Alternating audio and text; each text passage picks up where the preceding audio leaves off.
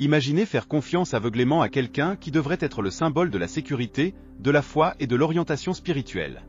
Maintenant, pensez au choc dévastateur de découvrir que ce même leader que vous croyez saint, manipulait des personnes vulnérables avec des rituels impliquant des relations sexuelles sacrées. C'est ce qui est arrivé à Maria Grayson, une femme qui a payé le prix maximum pour avoir tenté d'exposer la vérité. Elle a découvert les terribles rituels de guérison utilisés pour exploiter émotionnellement et physiquement les femmes de sa communauté, et c'est pourquoi elle a été brutalement assassinée. Dans cette vidéo, nous allons révéler comment ces relations sacrées ont détruit la vie de Maria et montrer que, même dans les situations les plus sombres, la vérité doit être révélée. Il est temps de mettre en lumière ce qui a été caché si longtemps. Car le silence peut être fatal, mais la vérité est la seule solution pour rompre avec la douleur et l'abus. Avant de poursuivre cette histoire choquante, vérifiez si vous êtes déjà abonné à la chaîne. Dans les prochaines vidéos, je vais apporter d'autres cas réels comme celui de Maria Grayson. Des femmes qui faisaient confiance à des personnes apparemment bienveillantes, mais qui ont fini par découvrir des secrets sombres. Ces histoires sont de puissants avertissements sur les signes de manipulation et d'abus qui peuvent être plus proches que nous l'imaginons. Abonnez-vous maintenant et ne manquez pas les prochaines vidéos. La vie tranquille à Ashford. Ashford était l'une de ces petites villes où tout le monde se connaissait et où la vie semblait couler à un rythme paisible, presque comme si le temps passait plus lentement là-bas. Située entre des collines verdoyantes et entourée de forêts, la ville avait une atmosphère accueillante, un endroit où les gens laissaient les portes déverrouillées et où les voisins échangeaient des sourires amicaux dans les ruelles étroites. Sur la place principale, avec ses maisons simples et des fleurs plantées par des habitants dévoués, se trouvait le centre de la vie de la ville, l'église de Saint-Marc. Mais parfois, ce sont dans les villes les plus paisibles et dans les lieux de plus grande confiance que se cachent les secrets les plus sombres. Dans les prochaines minutes, nous verrons comment des détails subtils révèlent bien plus que ce que les yeux peuvent percevoir, et comment connaître les signes d'alerte peut faire toute la différence. Vous pouvez sauver. Pour vous protéger des personnes manipulatrices et reconnaître des traits qui peuvent passer inaperçus. Pour cela, je vous ai laissé un lien dans le premier commentaire épinglé pour télécharger le livre « Comment identifier un potentiel psychopathe dans votre vie quotidienne ». Prenez votre livre maintenant et découvrez les signes que vous ne devez jamais ignorer. Cette église n'était pas seulement un lieu de culte. C'était le cœur d'Ashford où tout le monde se réunissait, non seulement pour prier, mais pour partager des moments importants de leur vie. Baptême, mariage, fêtes, même les funérailles, tout tournait autour de l'église. Et au centre de cet univers se trouvait le père Daniel Mackinnon. Le père Daniel n'était pas seulement le leader spirituel de la ville. Il était une figure presque sacrée pour les habitants. Sa présence était constante et réconfortante, toujours prête à écouter les problèmes des autres et à offrir des conseils avisés. Avec sa voix douce et son comportement calme, il semblait être le roc sur lequel la communauté s'appuyait. Avec ses cheveux grisonnants et son regard serein, il transmettait une paix intérieure que beaucoup admiraient. Pour les plus âgés, il était un ami et un guide spirituel, tandis que pour les jeunes, il était un mentor, quelqu'un qui avait toujours le temps d'écouter leurs peurs et leurs préoccupations.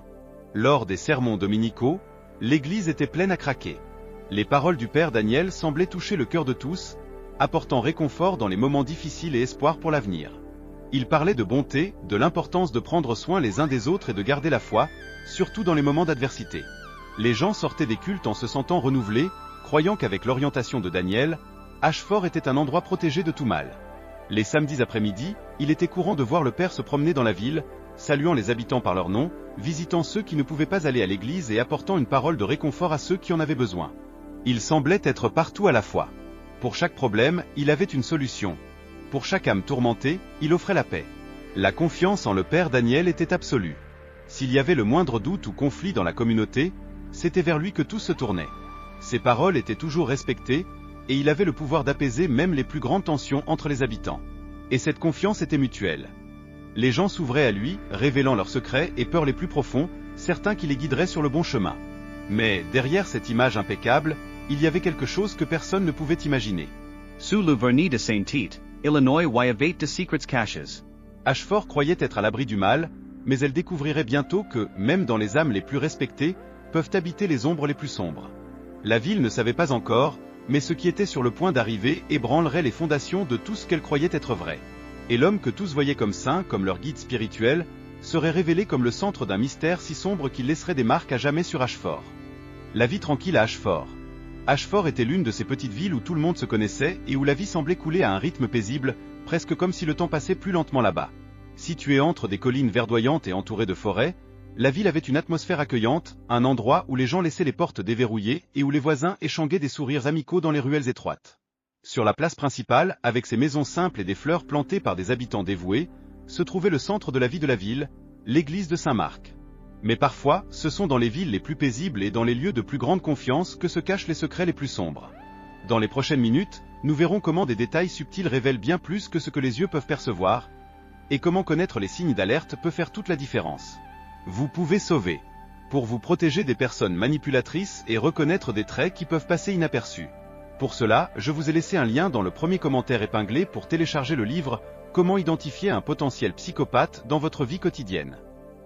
Prenez votre livre maintenant et découvrez les signes que vous ne devez jamais ignorer. Cette église n'était pas seulement un lieu de culte. C'était le cœur d'Ashford où tout le monde se réunissait, non seulement pour prier, mais pour partager des moments importants de leur vie. Baptême, mariage, fêtes, même les funérailles, tout tournait autour de l'église. Et au centre de cet univers se trouvait le père Daniel Mackinnon. Le père Daniel n'était pas seulement le leader spirituel de la ville. Il était une figure presque sacrée pour les habitants. Sa présence était constante et réconfortante, toujours prête à écouter les problèmes des autres et à offrir des conseils avisés. Avec sa voix douce et son comportement calme, il semblait être le roc sur lequel la communauté s'appuyait. Avec ses cheveux grisonnants et son regard serein, il transmettait une paix intérieure que beaucoup admiraient. Pour les plus âgés, il était un ami et un guide spirituel, tandis que pour les jeunes, il était un mentor, quelqu'un qui avait toujours le temps d'écouter leurs peurs et leurs préoccupations. Lors des sermons dominicaux, l'église était pleine à craquer. Les paroles du père Daniel semblaient toucher le cœur de tous, apportant réconfort dans les moments difficiles et espoir pour l'avenir. Il parlait de bonté, de l'importance de prendre soin les uns des autres et de garder la foi, surtout dans les moments d'adversité. Les gens sortaient des cultes en se sentant renouvelés, croyant qu'avec l'orientation de Daniel, Ashford était un endroit protégé de tout mal. Les samedis après-midi, il était courant de voir le père se promener dans la ville, saluant les habitants par leur nom, visitant ceux qui ne pouvaient pas aller à l'église et apportant une parole de réconfort à ceux qui en avaient besoin. Il semblait être partout à la fois. Pour chaque problème, il avait une solution. Pour chaque âme tourmentée, il offrait la paix. La confiance en le père Daniel était absolue. S'il y avait le moindre doute ou conflit dans la communauté, c'était vers lui que tout se tournait. Ses paroles étaient toujours respectées, et il avait le pouvoir d'apaiser même les plus grandes tensions entre les habitants. Et cette confiance était mutuelle. Les gens s'ouvraient à lui, révélant leurs secrets et peurs les plus profonds, certains qui les guideraient sur le bon chemin. Mais, derrière cette image impeccable, il y avait quelque chose que personne ne pouvait imaginer. Sous le vernis de Saint-Tite, Illinois y de secrets caches. Ashford croyait être à l'abri du mal, mais elle découvrirait bientôt que, même dans les âmes les plus respectées, peuvent habiter les ombres les plus sombres. La ville ne savait pas encore, mais ce qui était sur le point d'arriver ébranlerait les fondations de tout ce qu'elle croyait être vrai. Et l'homme que tous voyaient comme saint, comme leur guide spirituel, serait révélé comme le centre d'un mystère si sombre qu'il laisserait des marques à jamais sur Ashford. La disparition de Maria Grayson. Maria Grayson était une figure impossible à ignorer à Ashford. Tout le monde la connaissait, et tout le monde l'aimait. À 30 ans, Maria était cette personne que vous voyez toujours aider les autres, que ce soit en organisant les cours de catéchisme pour les enfants à l'église de Saint-Marc, ou en visitant les personnes âgées de la communauté qui ne pouvaient plus sortir de chez elle.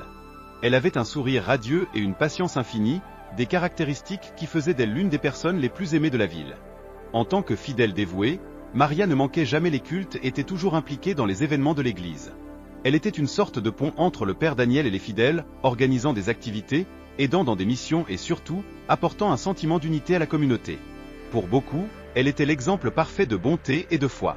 C'est pourquoi, lorsque Maria a disparu, le choc a envahi Ashford. Tout a commencé de manière subtile. Le premier jour où elle ne s'est pas présentée à l'église, les gens ont pensé qu'elle était peut-être occupée avec quelque chose d'important. Elle n'était pas à la messe de dimanche, ce qui était déjà étrange, mais personne n'a imaginé que quelque chose de grave avait pu se produire. Cependant, le lundi, les inquiétudes ont commencé à surgir.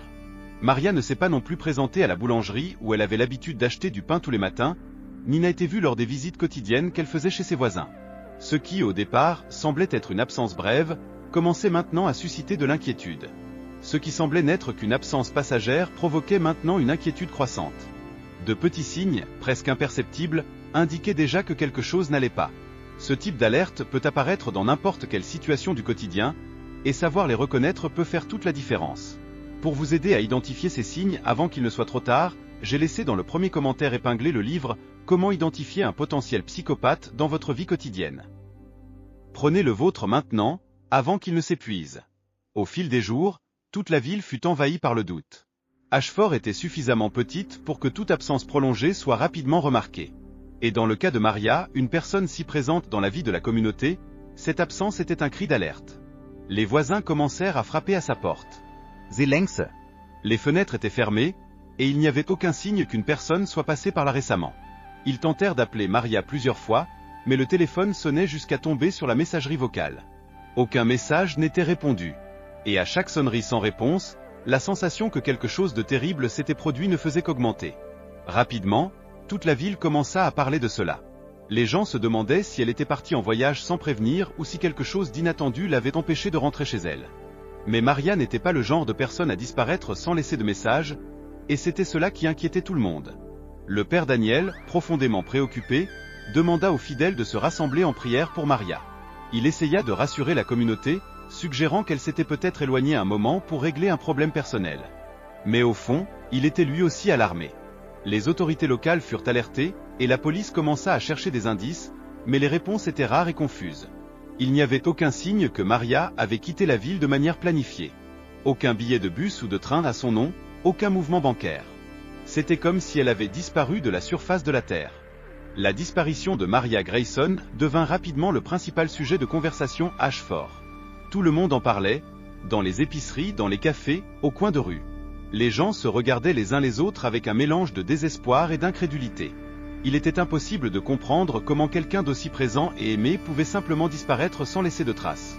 Les jours se transformèrent en semaines, et la peur que quelque chose de terrible soit arrivé grandissait. Cette ville tranquille, où rien ne se passait jamais de mal, était désormais dominée par un sentiment d'incertitude. Les mères tenaient leurs enfants plus fermement, les voisins fermaient leurs portes avec plus de soin. Ashford, qui avait toujours été un endroit où tout le monde se faisait confiance, commençait à sentir une ombre de peur planer sur ses rues. La disparition de Maria Grayson n'était pas seulement la perte d'une personne. Pour Ashford, c'était le début d'une série d'événements qui ébranleraient la ville jusqu'à son noyau. Que s'était-il passé avec Maria? Où était-elle? Ces questions résonnaient dans l'esprit de tous, et personne n'était préparé aux réponses sombres qui allaient suivre. La découverte du corps de Maria. La ville d'Ashford était toujours prise par la tension de la disparition de Maria Grayson.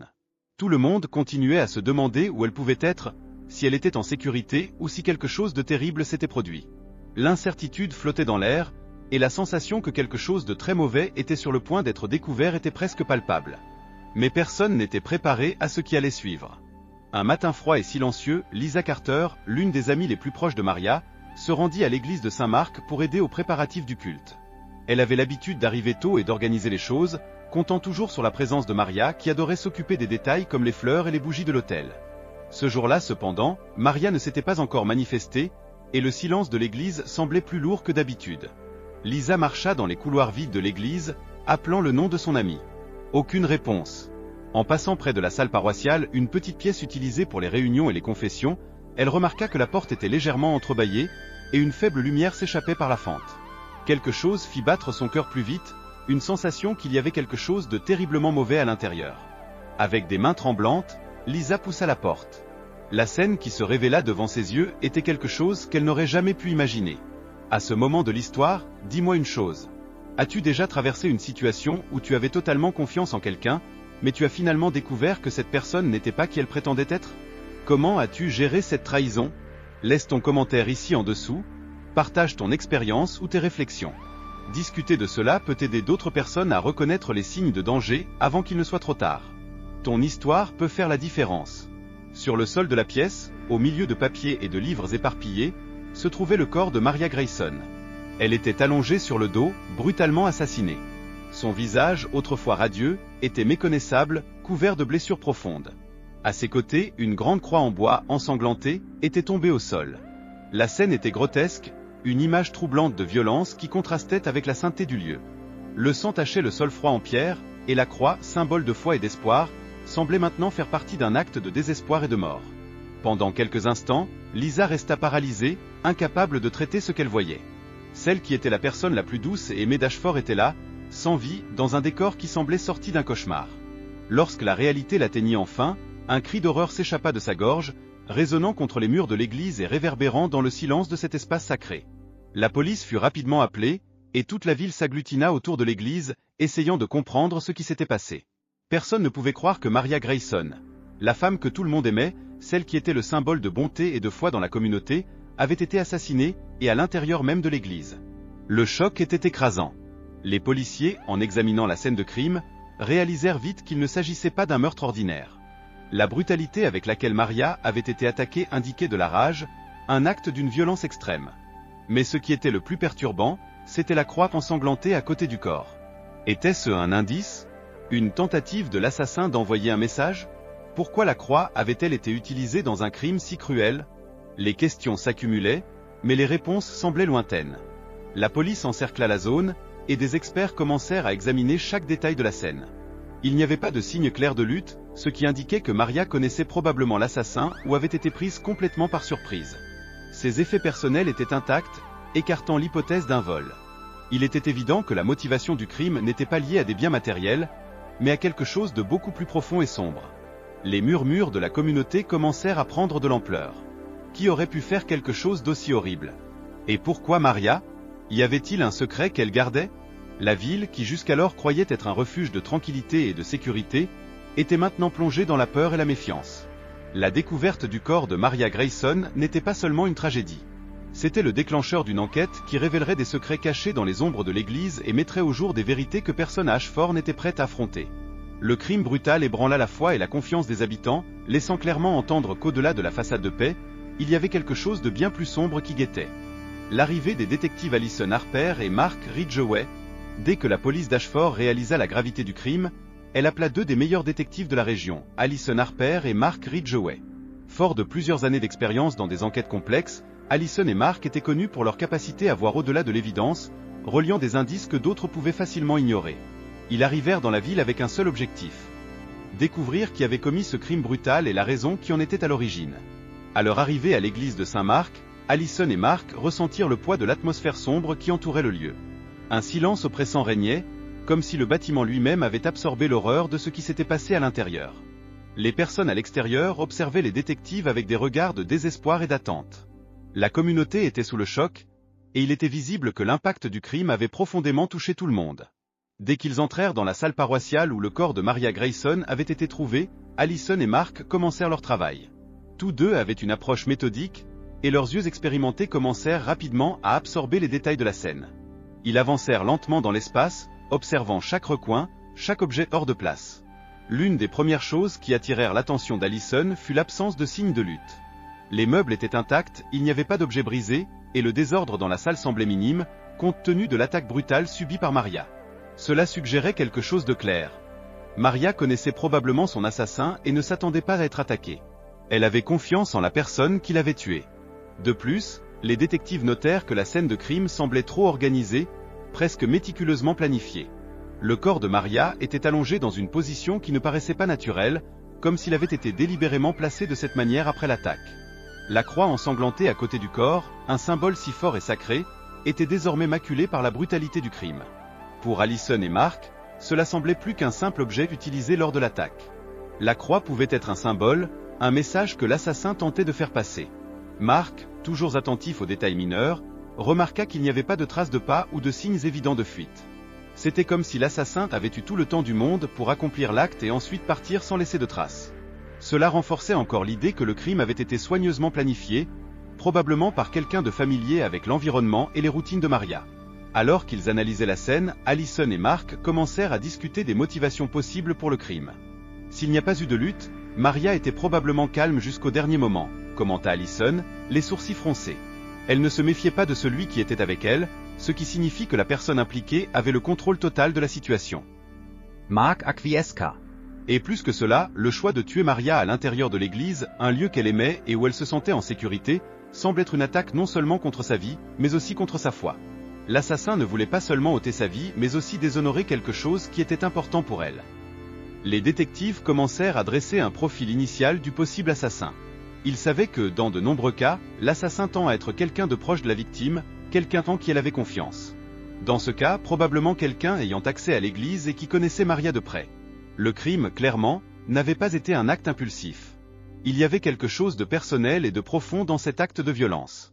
Tout en observant les environs, Alison insista pour interroger certaines personnes de la communauté qui se trouvaient à l'église le jour où le corps a été trouvé. Beaucoup parlaient avec respect de Maria et de ce qu'elle représentait pour la ville, mais peu offraient des informations concrètes. Cependant, un détail commença à ressortir à plusieurs reprises, la relation de Maria avec le père Daniel Mackinnon. Maria a toujours été très proche du père, commenta l'une des paroissiennes. Elle l'aidait avec les événements de l'église, elle était pratiquement sa main droite. Si quelqu'un savait quoi que ce soit d'étrange se produisant, ce serait elle. Allison et Mark réalisèrent que si Maria savait quelque chose qu'elle ne devait pas, cela aurait pu être la raison de sa mort. Quelqu'un l'a silenciée pour éviter qu'elle ne révèle quelque chose de dangereux, et la scène soigneusement organisée indiquait que l'assassin voulait s'assurer que son message soit clair, mais en même temps suffisamment confus pour dissimuler sa véritable identité. Avec ces nouvelles pistes en main, Allison et Mark savaient que l'affaire ne portait pas seulement sur un meurtre. Il y avait des secrets cachés sous la surface d'Ashford, et Maria Grayson, d'une manière ou d'une autre, était tombée dessus. Maintenant, la tâche des détectives était de déterrer ces secrets, un par un, avant que l'assassin n'ait la chance de s'échapper impunément. L'enquête ne faisait que commencer, et les mystères entourant la mort de Maria Grayson continuaient de se creuser. Le journal de Maria et la découverte des relations sexuelles sacrées. Alors que l'enquête avançait, Allison Harper savait qu'elle devait creuser plus profondément dans la vie de Maria Grayson. Si Maria connaissait l'assassin et lui faisait confiance, il y avait quelque chose qu'elle savait et qui la rendait menaçante. Allison décida d'examiner les affaires de Maria à la recherche de tout indice qui pourrait les aider à comprendre ce qui se passait.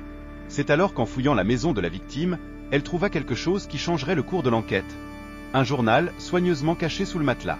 Le journal de Maria était petit, avec des pages légèrement usées et une couverture simple, mais le contenu qu'il renfermait était dévastateur. Allison commença à le feuilleter, lisant les mots intimes que Maria avait écrits au cours des derniers mois. Le début des notes était rempli de réflexions sur sa foi, son amour pour l'Église et sa dévotion aux œuvres communautaires.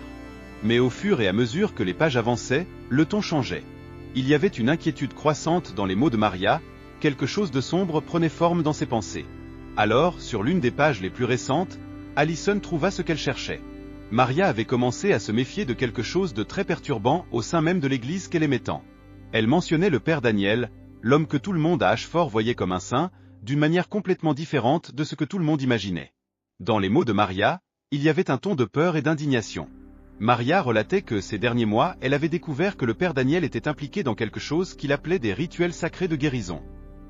Ces rituels, selon lui, faisaient partie d'un ancien chemin spirituel, où le corps et l'âme devaient être purifiés pour atteindre la véritable paix intérieure. Cependant, la purification que Daniel prônait n'était rien d'autre qu'un prétexte pour des abus graves. Le père Daniel manipulait les femmes de la communauté, en particulier celles qui traversaient des moments de fragilité émotionnelle ou spirituelle. Il les convainquait que les relations sexuelles avec lui faisaient partie d'un rituel de guérison, un acte sacré, qui apporterait équilibre et santé à leur vie. Il utilisait sa position de pouvoir et la confiance qu'il avait construite au fil des ans pour les persuader de participer à ces rituels, prétendant que tout cela faisait partie du chemin divin. Il est effrayant de penser à la façon dont quelqu'un peut déformer quelque chose de sacré pour commettre des abus aussi graves. Ce que Maria a découvert est un avertissement pour nous tous sur le danger de faire confiance aveuglément à certaines figures d'autorité. Savoir identifier les signes de manipulation est essentiel pour se protéger et protéger ceux que vous aimez.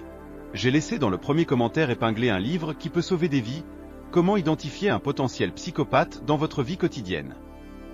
Ne manquez pas de le consulter. Ces signes ne doivent jamais être ignorés. Allison était horrifiée en lisant les notes de Maria. La propre Maria, une fidèle dévouée, avait découvert ce schéma et était profondément bouleversée. Dans ces mots, elle décrivait la peur que d'autres femmes soient également victimes de cet abus et que personne ne se méfierait jamais. Car qui pourrait imaginer que le père Daniel, le guide spirituel de la ville, était capable de quelque chose d'aussi pervers? Maria avait commencé à rassembler des preuves et prévoyait de confronter Daniel ou même de révéler ce qu'il faisait. Dans l'une de ses dernières entrées, elle écrivait qu'elle craignait pour sa propre sécurité. « Si je révèle cela, je ne sais pas ce qui peut arriver. Mais je ne peux plus rester silencieuse. Je dois protéger les autres femmes. » Ces mots, chargés de peur et de courage, sonnaient presque comme une prémonition que quelque chose de terrible était sur le point de lui arriver. Allison ferma le journal avec un poids dans le cœur. Désormais, l'enquête avait pris une direction complètement nouvelle. Ce qui semblait auparavant être un meurtre isolé se révélait maintenant faire partie de quelque chose de bien plus grand et sombre. Un schéma de manipulation, d'abus et de trahison, déguisé sous le masque de la foi et de la spiritualité. Maria en savait trop. Elle était sur le point d'exposer la vérité, et pour cela, elle avait été réduite au silence. Avec ces nouvelles révélations, Allison et Mark savaient que la ville d'Ashford ne serait plus jamais la même. Le père Daniel, que tout le monde voyait comme un homme saint, était maintenant au centre d'une conspiration d'abus qui utilisait la foi comme arme. La prochaine étape serait de le confronter, Mais Allison savait que la bataille pour démasquer Daniel ne serait pas facile. L'homme que tout le monde admirait avait des secrets bien plus profonds que quiconque ne pouvait l'imaginer, et ces secrets avaient coûté la vie à Maria. L'enquête était sur le point d'atteindre un point critique, et Allison et Mark devaient agir vite avant que d'autres personnes ne soient blessées ou réduites au silence par le pouvoir sombre qui se cachait derrière les murs de l'église de Saint-Marc. Le comportement suspect du père Daniel. Avec le journal de Maria en main et les révélations choquantes sur les rituels sacrés de guérison exposés, Allison Harper et Mark Ridgeway savaient que la prochaine étape serait de confronter le père Daniel. Il était la dernière personne à avoir vu Maria vivante et maintenant, le soupçon pesait sur lui comme un nuage noir. Le père, qui était auparavant perçu comme un pilier de moralité et de leadership spirituel, commençait à révéler un comportement qui, pour les détectives, semblait de plus en plus suspect. Ils organisèrent une conversation formelle avec Daniel, qui les reçut à la paroisse avec la même posture sereine que d'habitude. En entrant, Allison ne put s'empêcher de remarquer comment l'église, qui paraissait auparavant accueillante, avait maintenant une atmosphère pesante. Ce lieu sacré, où tant de fois les gens venaient chercher paix et réconfort, semblait désormais entaché par les secrets qui s'y cachaient. Daniel les accueillit avec un sourire, mais il y avait quelque chose d'étrange dans son calme. Il s'assit tranquillement, les mains jointes sur la table, comme s'il était prêt à offrir des réponses qu'il ne donnerait en réalité jamais volontairement. Sa posture contrôlée, presque préparée, commençait à susciter davantage de soupçons chez Allison et Mark, qui savaient que, dans des situations normales, une personne innocente montrerait une sorte d'émotion, que ce soit de l'inquiétude, de la peur ou même du désespoir.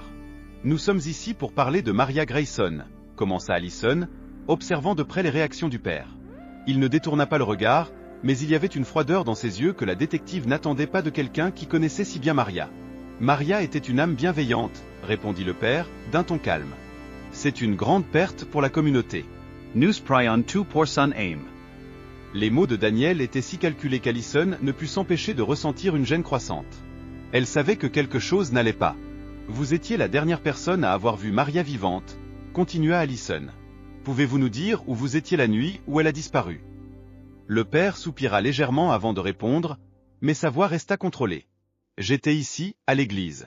Après notre rencontre, j'ai passé la nuit à prier et à préparer le sermon pour dimanche. » Cependant, l'explication semblait trop vague, et pour Allison, quelque chose ne collait pas. « Y a-t-il quelqu'un qui puisse le confirmer ? Un des membres de la paroisse qui vous aurait vu ici ?» Daniel secoua lentement la tête. L'église était vide. Seulement moi et Dieu étions ici. Il n'y a personne d'autre qui puisse le confirmer comme je l'ai dit. Mark, qui jusque-là observait en silence, intervint finalement. « Père, nous avons des informations qui indiquent que Maria était impliquée dans quelque chose de plus profond.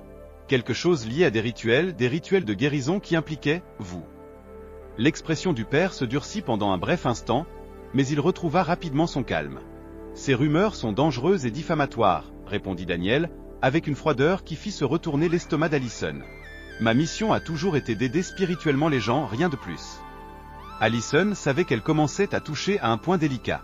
Maria a écrit dans son journal au sujet de ces rituels.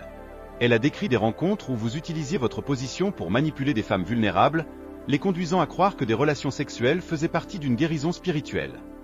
Cette fois, Daniel ne réussit pas à cacher complètement le changement dans son expression. Ses yeux se durcirent et pendant un bref moment, une lueur d'irritation apparut sur son visage. Mais il se ressaisit rapidement. « C'est une invention, dit-il, sa voix plus ferme maintenant. » Maria était confuse. « J'essayais de l'aider comme je le fais avec tous les membres de ma communauté. Il n'y a aucune vérité dans ces accusations. » Mais Allison n'était pas convaincue. Le froid excessif de Daniel, l'absence de tout signe de tristesse sincère ou de remords, et maintenant sa tentative de détourner le focus des questions, tout cela peignait le portrait clair de quelqu'un qui cachait quelque chose. Le calme forcé, la façon dont il semblait préparé à chaque question, tout indiquait qu'il avait pensé à ses réponses à l'avance. Il se protégeait, mais de quoi ? Mark posa alors la question finale, celle qui pourrait encore plus déstabiliser le père. Si tout cela est une invention, pourquoi Maria avait-elle si peur ? Pourquoi a-t-elle écrit qu'elle savait qu'elle était en danger ? Daniel resta silencieux un moment, son regard fixé sur les détectives. Il savait qu'il était acculé, mais il ne céda pas. Maria, elle était une femme troublée, dit-il enfin. Peut-être qu'elle imaginait des choses. Ce qui lui est arrivé est une tragédie, mais je n'y ai rien à voir. Mais Allison et Mark savaient que quelque chose n'allait pas. Le calme excessif de Daniel, son manque d'émotion et les révélations dans le journal de Maria laissaient clairement entendre qu'il n'était pas l'homme que tout le monde à Ashford pensait qu'il était. La question n'était plus de savoir s'il était impliqué, mais jusqu'où allait son implication. Quand ils sortirent de l'église, Allison regarda Mark. Il cache quelque chose. Il est trop calme pour quelqu'un qui vient d'être confronté à une accusation aussi grave. Je sais, répondit Mark. Maintenant, nous devons trouver la preuve qui le lie directement au crime. Il protège plus que sa réputation. Les détectives savaient qu'ils étaient proches de démasquer le véritable père Daniel, un homme qui cachait de terribles secrets derrière une façade de sainteté. L'enquête était loin d'être terminée, et Allison était déterminée à découvrir jusqu'où les rituels sacrés de Daniel avaient été poussés et comment ils se reliaient à la mort brutale de Maria Grayson. Secrets d'abus sexuels et de manipulation religieuse. L'enquête sur la mort de Maria Grayson commença à prendre une tournure plus sombre à mesure qu'Allison Harper et Mark Ridgway approfondissaient leur découverte. Avec les indices rassemblés et le comportement de plus en plus suspect du père Daniel, les détectives étaient sur le point de dévoiler des secrets troublants cachés derrière la façade de sainteté du leader religieux d'Ashford. Ce qu'ils découvriraient bouleverserait à jamais la petite ville. Allison et Mark retournèrent à la paroisse, déterminés à suivre chaque piste, aussi minime soit-elle. Ils commencèrent à interroger discrètement certaines femmes de la communauté, en particulier celles qui avaient un contact plus proche avec le père. Le schéma de comportement du père commença rapidement à émerger de manière troublante. Au fur et à mesure que les entretiens avançaient, certaines femmes, réticentes au début, commencèrent à parler d'expériences étranges avec le père Daniel. Des récits de rencontres privées où il offrait des conseils spirituels se transformaient rapidement en quelque chose de plus. Il les convainquait qu'elle traversait une désordonnance spirituelle, une angoisse qui devait être traitée par un rituel spécial. Le rituel impliquait ce qu'il appelait une guérison spirituelle, une pratique qui incluait des relations sexuelles, et Daniel les persuadait que c'était le seul moyen d'atteindre une véritable paix intérieure. Ces femmes, beaucoup d'entre elles étant dans des moments vulnérables, croyaient au pouvoir spirituel du père. Elles lui faisaient aveuglément confiance, croyant qu'il les guidait vers une guérison profonde. L'abus émotionnel et psychologique était évident. Daniel utilisait sa position d'autorité et le respect que la communauté avait pour lui pour manipuler et exploiter ces femmes, leur faisant croire que ses intentions étaient pures et sacrées. Maria Grayson, pour sa part, était l'une de ces femmes qui avaient initialement fait confiance au père. Mais, contrairement aux autres, Maria commença à réaliser qu'il y avait quelque chose de profondément mal dans les rituels de guérison de Daniel. Le comportement du père, qui semblait au départ n'être qu'un guide spirituel, commençait à sonner de plus en plus sombre pour Maria. En enquêtant de plus près, elle découvrit que Daniel n'abusait pas seulement de son autorité avec elle, mais aussi avec d'autres femmes de la communauté. Peu à peu, Maria commença à assembler les pièces du puzzle. Elle se rendit compte que Daniel avait une sorte de système. Il choisissait des femmes qui étaient émotionnellement fragilisées, traversant des crises personnelles ou spirituelles, et les attirait dans ses rituels sous le prétexte de les aider. Ce qu'il faisait n'était pas seulement un acte d'exploitation physique, il détruisait la confiance et la foi de ces femmes, les manipulant pour satisfaire ses propres désirs sous le déguisement de guérison spirituelle. Indignée et avec un profond sens de la justice, Maria décida qu'elle devait faire quelque chose à ce sujet. Elle commença à rassembler des preuves, à documenter ce qu'elle savait et à chercher du soutien pour confronter Daniel. Dans ses dernières semaines de vie, elle confia à une amie proche qu'elle était déterminée à exposer le père, même si cela signifiait risquer sa propre sécurité. « Les gens doivent savoir qui il est vraiment », avait dit Maria. Mais Maria sous-estimait jusqu'où le père irait pour protéger ses secrets. Lorsque Daniel se rendit compte que Maria s'approchait de la vérité et qu'elle pouvait le révéler, il paniqua. Il savait que s'il était démasqué, sa réputation, son autorité et tout son pouvoir dans la communauté seraient détruits. Et pire, il pourrait faire face à de graves conséquences légales pour les crimes qu'il avait commis. Alors, au lieu de permettre à Maria de l'exposer, il décida de la réduire au silence pour toujours. Maria était sur le point de révéler la vérité, mais malheureusement elle avait sous-estimé jusqu'où le père irait pour protéger ses sombres secrets. C'est un puissant avertissement pour nous tous sur l'importance de reconnaître les signes de manipulation et d'abus. Savoir identifier ces caractéristiques est essentiel, en particulier chez des figures d'autorité qui abusent de la confiance. Pour vous aider à vous protéger, j'ai laissé dans le premier commentaire épinglé le livre « Comment identifier un potentiel psychopathe dans votre vie quotidienne ». N'ignorez pas ces signes. Procurez-vous le vôtre maintenant et découvrez ce qui pourrait faire toute la différence. Sur la base de ce qu'Allison et Mark avaient découvert, la conclusion était claire. Maria avait été assassinée parce qu'elle en savait trop. Elle n'était pas seulement une victime d'abus. Elle était devenue une menace pour le schéma de manipulation religieuse et d'abus sexuels que le père Daniel avait soigneusement construit au fil des ans. La peur d'être exposé poussa Daniel à orchestrer l'assassinat brutal de Maria, utilisant sa position de pouvoir pour se débarrasser de la seule personne qui pouvait mettre fin à son règne de terreur. Maintenant, avec toutes ces informations en main, Allison et Mark étaient prêts à agir. Ils savaient qu'ils devaient être rapides et stratégiques pour s'assurer que Daniel paye pour ses crimes. Mais ils savaient aussi que la bataille ne serait pas facile. Le père avait encore de nombreux alliés dans la communauté, des personnes qui ne pouvaient pas croire que l'homme qui prêchait la bonté et la foi était en réalité un monstre caché derrière un habit. Alors que les détectives planifiaient leur prochaine étape, ils savaient qu'ils s'apprêtaient à exposer l'un des plus grands scandales cache-forts et jamais connus. La ville, qui vénérait autrefois le père Daniel, découvrirait bientôt la terrible vérité qu'il avait cachée si longtemps. Alors que nous nous dirigeons vers le dénouement de cette affaire, pensez à l'avertissement puissant que cette histoire apporte à tant de personnes qui font aveuglément confiance à des leaders religieux ou à des figures de bonne réputation. Si vous pensez que c'est un message important qui pourrait aider d'autres personnes, laissez votre like ici en dessous. Votre simple action permettra à ce contenu d'atteindre plus de gens, aidant à ouvrir les yeux de ceux qui pourraient être dans des situations similaires. Diffusons ensemble cet avertissement. La découverte de Stephen Fletcher. Les détectives Alison Harper et Mark Ridgeway étaient de plus en plus proches de cerner le père Daniel. Les révélations sur le schéma d'abus et de manipulation qu'il orchestrait avaient secoué la petite ville d'Ashford. Cependant, il manquait une pièce essentielle pour compléter le puzzle. Quelqu'un qui relierait le père directement à l'assassinat de Maria Grayson. C'est alors qu'une nouvelle figure entra en scène, Stephen Fletcher. Alison et Mark avaient trouvé un indice curieux en analysant les registres financiers du père Daniel. Il y avait plusieurs transferts d'argent suspects vers un compte au nom de Fletcher, un détective privé avec un passé sombre. La fonction de Fletcher? Au départ, il avait été engagé pour résoudre des problèmes discrètement, mais il devint rapidement évident que son rôle dans la mort de Maria était bien plus important. Lorsque les détectives rencontrèrent Stephen Fletcher, il n'était pas le typique détective privé à l'air dur. Il semblait abattu, visiblement perturbé, comme si quelque chose le rongeait de l'intérieur. Lorsqu'il fut confronté, Fletcher tenta de maintenir sa posture, niant toute implication dans l'affaire, mais Alison savait qu'il cachait quelque chose.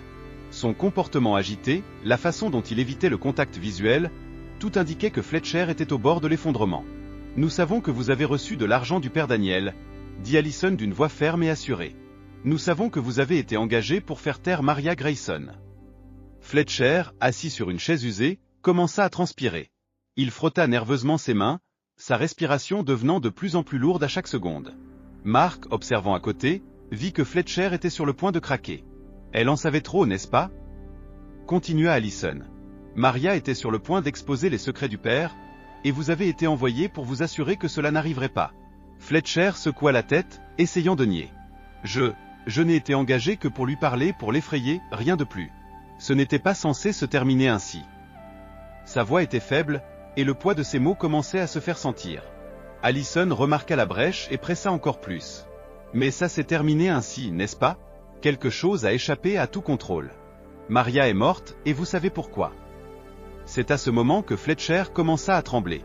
Il regarda les détectives, les yeux écarquillés, et la façade dure qu'il tentait de maintenir s'effondra complètement. Ses mains tremblaient tant qu'il avait du mal à les garder sur ses genoux. C'était comme si, à cet instant, tout ce qu'il avait essayé d'enterrer avait enfin émergé à la surface. « Je ne voulais pas faire ça !» cria Fletcher, sa voix vacillant entre désespoir et culpabilité. « C'était un accident. Elle ne devait pas mourir. Je voulais juste l'effrayer, mais elle a essayé de fuir.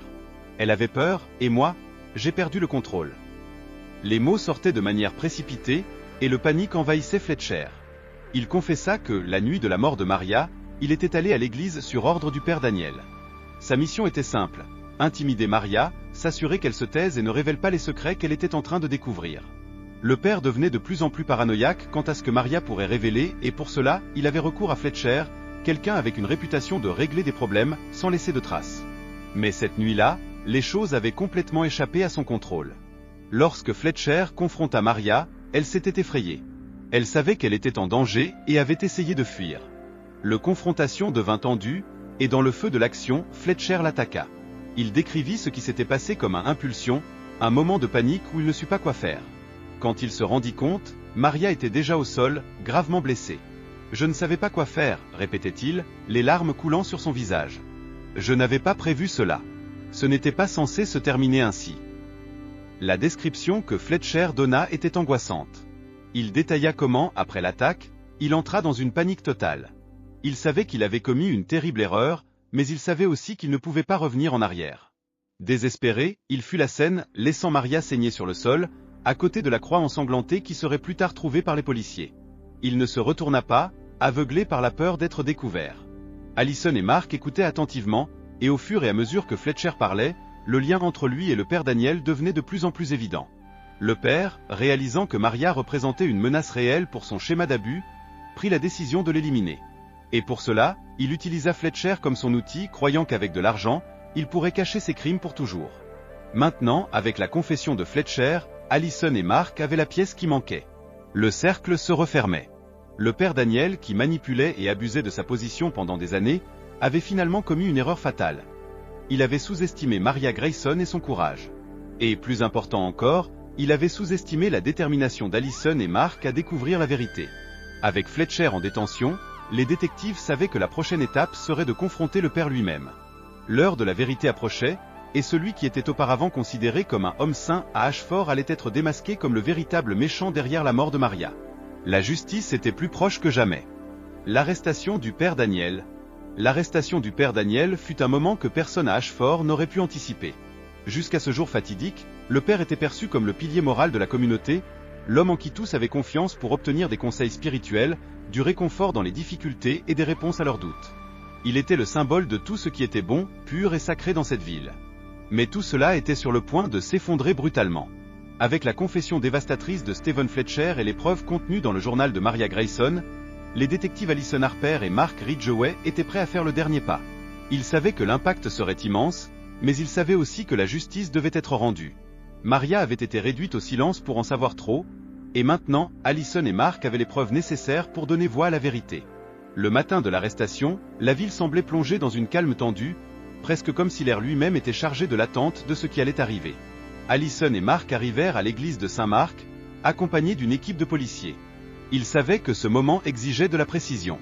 Il n'y aurait pas de place pour des erreurs. En entrant dans l'église, ils trouvèrent le père Daniel en train de prier à l'autel. La vue de cet homme à genoux, murmurant des prières tout en tenant un chapelet, semblait ironiquement contradictoire à ce qu'Allison savait de lui. Cet homme, que tout le monde voyait comme un exemple de foi et de dévotion, était maintenant exposé comme l'auteur de l'un des pires crimes que la ville ait jamais connu. Daniel se leva lentement en réalisant la présence des détectives. Son expression était neutre, presque comme s'il savait déjà ce qui allait se passer. Allison s'avança, gardant son calme, mais avec la fermeté de celui qui porte la responsabilité de rendre justice. « Père Daniel Mackinnon, vous êtes arrêté pour le meurtre de Maria Grayson et pour abus sexuels, » dit Allison, d'une voix qui résonna dans le silence de l'église. Les mots semblaient absurdes, presque irréels, dans un environnement qui avait toujours été associé à la sainteté. Daniel resta silencieux un moment, son regard fixé sur Allison. Il ne tenta pas de nier les accusations, ni de se défendre. Sa réaction était étrangement calme. « Tout ce que j'ai fait, c'était pour le bien des âmes que j'ai confiées à Dieu, » murmura-t-il, presque comme s'il justifiait ses actions pour lui-même. Allison ne répondit pas, et les policiers lui passèrent les menottes sans résistance. Alors que Daniel était conduit hors de l'église, quelque chose d'impressionnant se produisit. Plusieurs habitants d'Ashford, qui avaient remarqué l'agitation policière, se rassemblèrent à l'extérieur.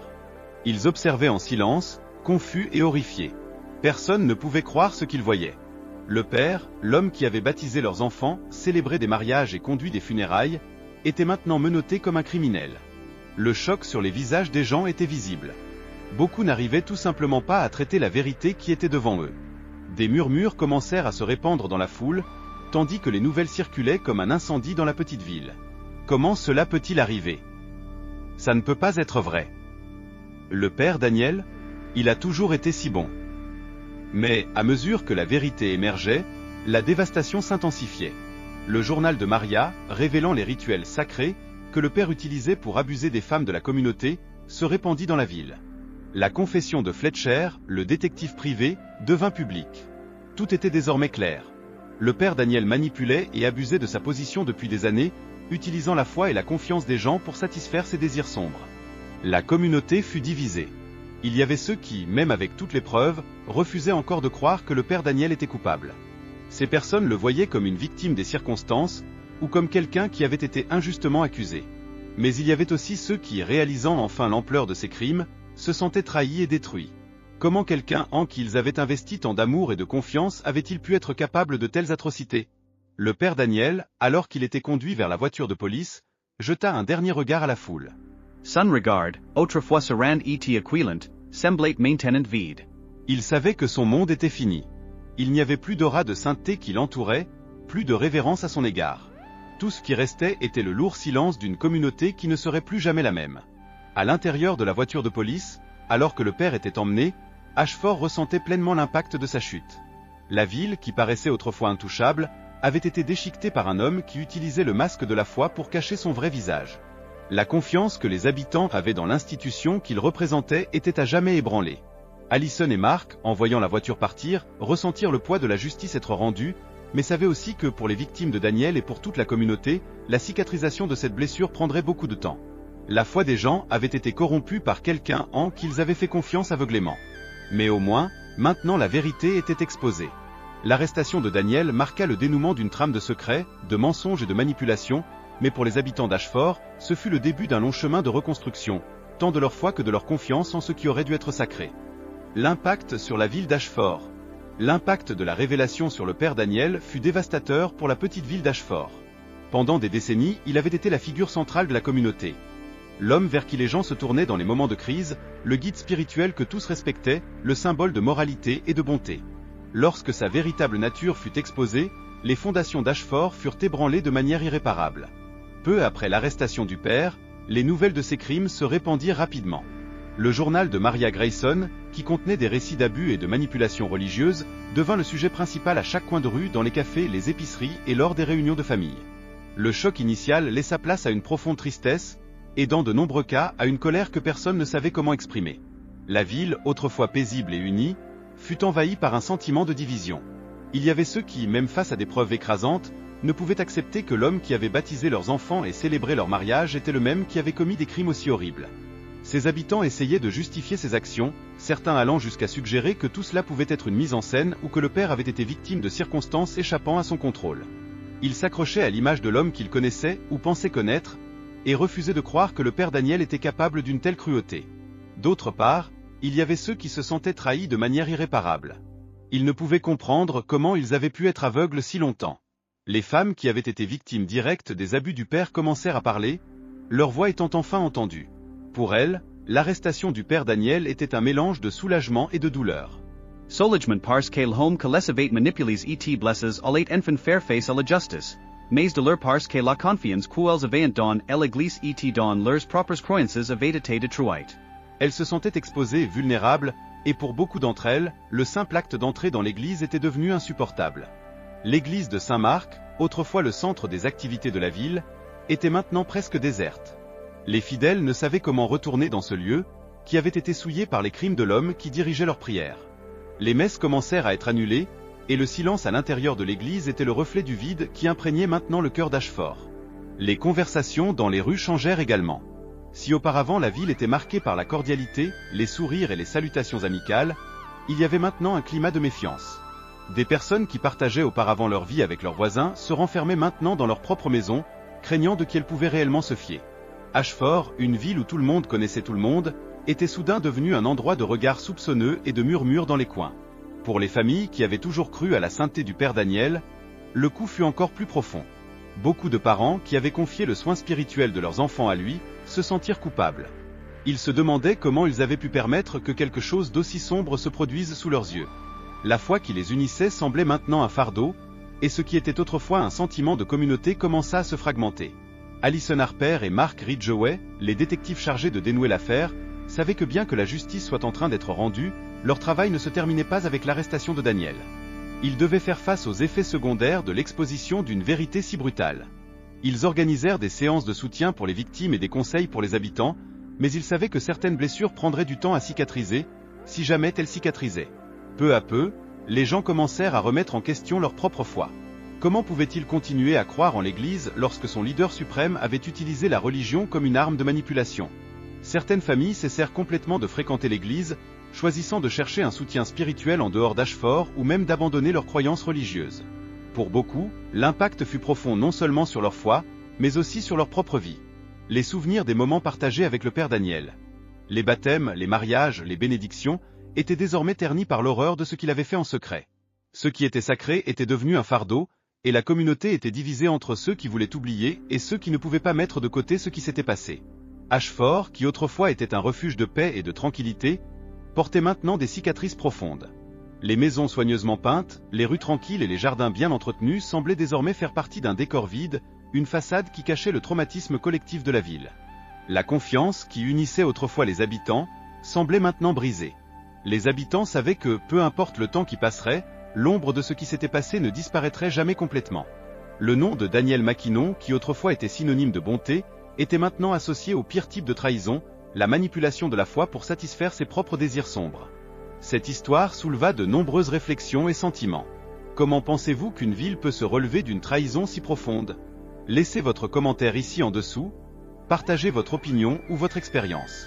Créons un espace d'échange, où votre parole peut aider d'autres à traiter des situations de douleur et de perte de confiance. Votre point de vue est important pour enrichir cette conversation. La ville d'Ashford ne serait plus jamais la même.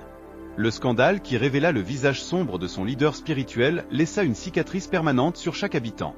La leçon la plus amère pour tous était que le mal peut se cacher aux endroits les plus inattendus, et que la foi, lorsqu'elle est placée aveuglément entre de mauvaises mains, peut être utilisée comme un outil de destruction. Mais, par-dessus tout, la ville apprit que la vérité, aussi douloureuse soit-elle, est toujours nécessaire. Même quand elle ébranle les fondations de tout ce en quoi l'on croyait. Je vous laisse ici une série de vidéos sur des crimes impliquant d'autres femmes, tout comme cela s'est produit avec Maria. Chaque histoire apporte des leçons précieuses qui peuvent vous aider à identifier des signes de danger avant qu'il ne soit trop tard. Restez attentifs aux prochaines vidéos et aux cas réels. Cela peut faire toute la différence pour protéger vous et ceux que vous aimez. Merci d'avoir regardé jusqu'ici. Abonnez-vous à la chaîne et continuez à recevoir nos prochains contenus. À la prochaine vidéo.